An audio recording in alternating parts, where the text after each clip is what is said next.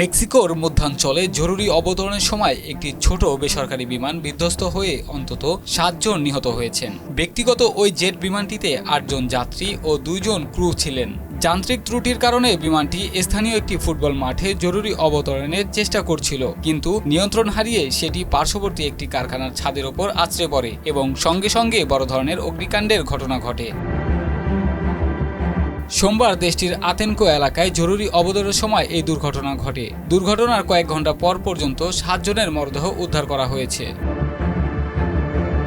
Mexico রাজ্যের civil protection coordinator Adrian Hernandez জানান, দুর্ঘটনাস্থলটি Mexico city থেকে প্রায় 50 কিলোমিটার পশ্চিমে অবস্থিত।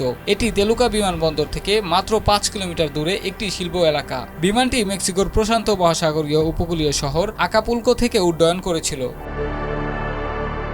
কর্তৃপক্ষ জানিয়েছে, বিমানটি বিধ্বস্ত হওয়ার পর সৃষ্ট ভয়াবহ আগুনের কারণে ওই এলাকার প্রায় 130 জন বাসিন্দাকে নিরাপদ স্থানে সরিয়ে নেওয়া হয়েছে। দুর্ঘটনার প্রকৃত কারণ অনুসন্ধানে ইতোমধ্যে তদন্তও শুরু করা হয়েছে।